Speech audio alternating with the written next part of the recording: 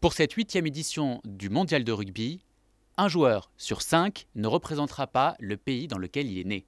Et oui, c'est la règle. Au rugby, un joueur peut faire partie d'une sélection nationale qui n'est pas celle de son pays d'origine. Seule exception cette année, l'Argentine, où tous les joueurs sont des nationaux. Alors, d'où vient cette règle et quelles en sont les limites?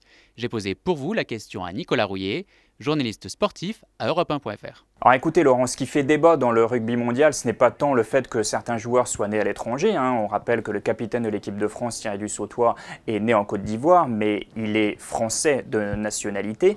Ce qui pose problème, c'est le recours à des joueurs qui, pour certains, conservent leur nationalité. Alors, par exemple, l'équipe de France compte 5 joueurs étrangers, 3 Sud-Africains, 1 Néo-Zélandais et 1 Fidjien. Pour évoluer en équipe de France, ils doivent remplir 2 conditions, c'est-à-dire être sur le territoire national depuis au moins 3 ans et ne pas avoir disputé de rencontres avec la sélection de leur pays d'origine.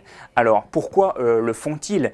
Ils y trouvent un intérêt sportif. Pour certains, ils n'auraient eu aucune chance de disputer des rencontres avec leur sélection d'origine. Pour d'autres, c'est un intérêt sportif. Au contraire, ils souhaitent jouer avec l'équipe de France, une équipe plus forte où ils y trouvent un intérêt financier. Alors d'autres équipes, et pas seulement la France, ont recours à des joueurs étrangers. C'est le cas du Japon, par exemple, de l'Angleterre, mais également de la Nouvelle-Zélande. Alors le phénomène a pris tellement d'ampleur que la Fédération internationale de rugby, le World Rugby, entend prendre des mesures. La voie d'accès, par exemple, par le rugby à 7 a déjà été durcie et on peut imaginer dans les mois ou les années qui viennent un durcissement des règles, notamment sur le nombre d'années de résidence nécessaires pour pouvoir évoluer dans une sélection autre que son pays d'origine. Et puis pour la petite anecdote, sachez que la première fois que des joueurs étrangers ont joué pour les Bleus, c'était en 1906, lors d'un match officiel contre les All Blacks. Il s'agissait alors de l'anglais William Crichton et de l'américain Alan Moore.